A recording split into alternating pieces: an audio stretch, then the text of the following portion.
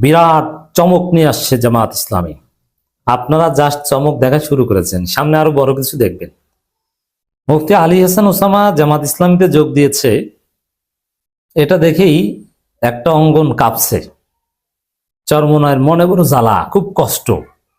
চরমোনাইয়ের লোকজনই চরমোনাই ছেড়ে জামাতে যোগ দিচ্ছে, আবার খেলাফত মজলিসের লোকজনও জামাতে যোগ দিচ্ছে, কওমি আলেমুল আমাদের মধ্যে সুপারস্টাররা জামাতে যোগ দিচ্ছে। আপনারা কি দেখছেন? আলী হাসান ওসামার বসের বসের বস জামাতে যোগ দিবে সামনে, পাইপলাইনে আছে আমরা জানি।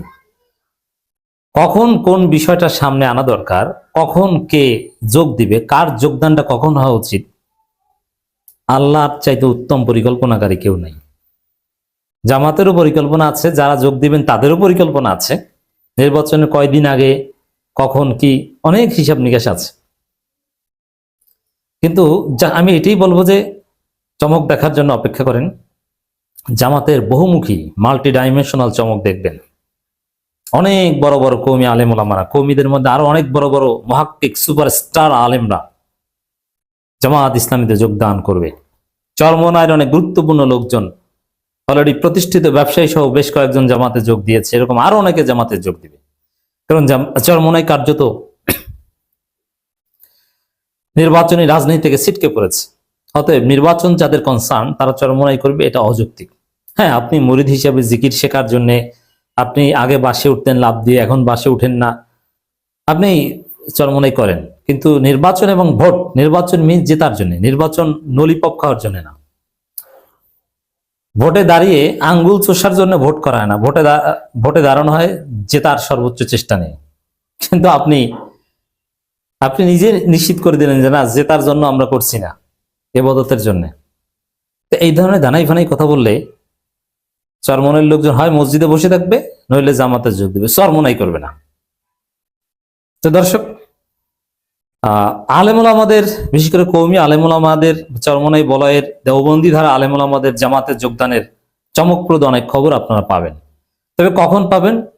দেখবেন যে যখন একটা গোষ্ঠী জামাতের বিরুদ্ধে লেগেছে, জামাতকে বেশিং করছে, বা জাতীয়ভাবে জামাতের বিরুদ্ধে একটা ষড়যন্ত্র চলছে, তখন ওই সময়ের মধ্যে মোক্ষম সময়ে এরকম যোগদানের ঘটনা সামনে আপনারা আরো দেখতে পাবেন। আল্লাহ এভাবেই পরিকল্পনা করেন। আর জামাতেরও ডেফিনেটলি পরিকল্পনা বা রাজনীতি আছে। একটা ইস্যু দিয়ে আর একটা ইস্যু পিক করার বিষয় থাকে। শুধু কি তাই তা না, জামাতের আসল চমক দেখবেন নির্বাচনী প্রচারণা এবং তাদের ইশতেহারে খুব শীঘ্রই আসবে, আর বেশি দিন লাগবে না।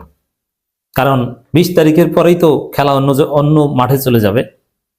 তখন জামাত কতটা মেধাবী দল, কতটা দূরদর্শী, এটা প্রমাণ করার সময় আসবে।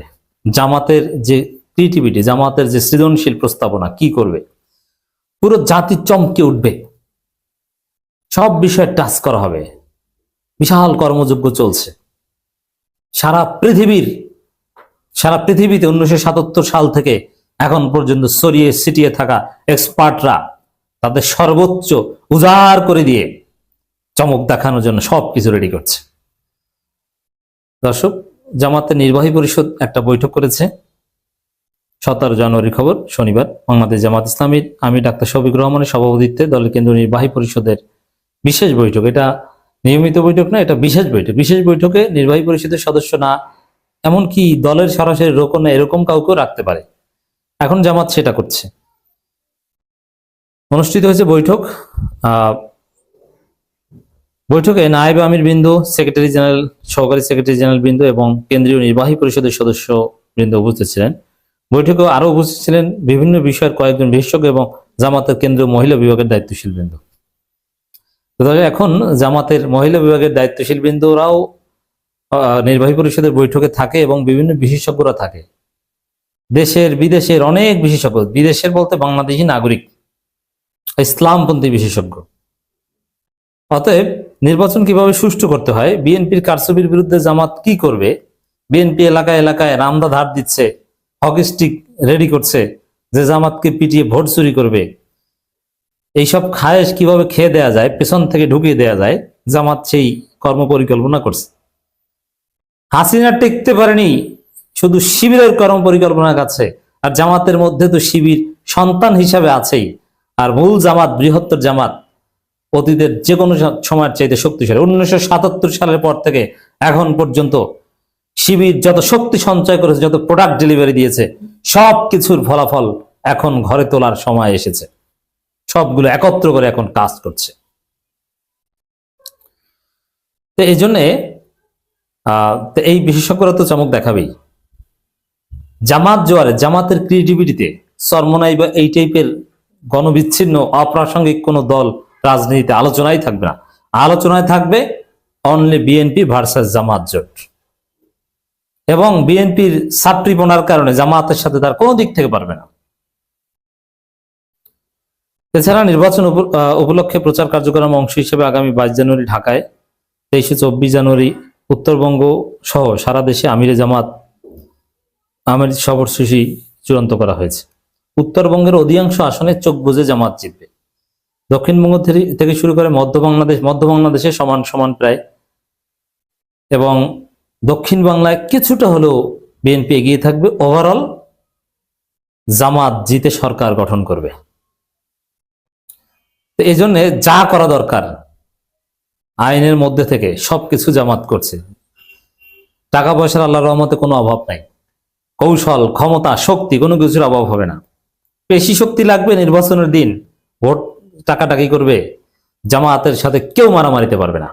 আমি বললাম এই মুহূর্তে জামাতের যে শক্তি, ছাত্র দল বিশ্ববিদ্যালয়গুলোতে শিবিরের সাথে একটু মারামারি করতে আসেন না, এটা আমি কথার কথা বললাম। মারামারি বাংলাদেশের রাজনীতি, আর মারামারি চলবে না। ছাত্র রাজনীতি, গ্রামে গঞ্জে যারা মারামারি করবে এরা রাজনীতিতে তাদের কবর রচনা হবে। মারামারি মুক্ত একটা শান্তিপূর্ণ রাজনীতি, এটা 5 আগস্ট পরবর্তী বাংলাদেশের একদম বাস্তবতা। অতএব যারা হকি স্টিক বানাচ্ছেন আর রামদা ধার দিচ্ছেন, ওইটা আপনার পিছন থেকে ঢুকা ছাড়া অন্য কোনো কাজে লাগবে না। ওইটা আপনার গলার কাটা হবে একদিন। যারা চান্দাবাজি করেছেন, 1 টাকা চান্দাও আপনি গোপন করতে পারবেন না। টুডে আর টুমোরো আপনি যদি 10 টাকা চান্দা খেয়ে থাকেন, ওই 10 টাকা চান্দার বিচারের মুখোমুখি আপনাকে হতেই হবে।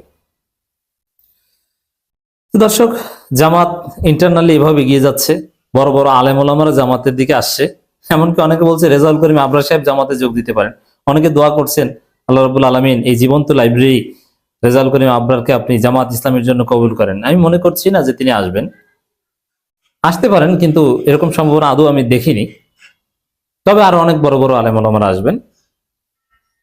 আমিরে জামাতের ফরেন পলিসি সাকসেসফুলি অপারেট হচ্ছে, পররাষ্ট্রনীতি বাস্তবায়ন চলছে। অ্যাজিব যে ক্ষমতায়, পুরো কূটনৈতিক অঙ্গনের ঝোঁক আমিরে জামাতের দিকে। এটা ক্ষমতাসীনদের ক্ষেত্রে হয়, সাধারণত ক্ষমতাসীন দলের প্রধানের ক্ষেত্রে হয়, কিন্তু এখন আমিরে জামাতের ক্ষেত্রে হচ্ছে।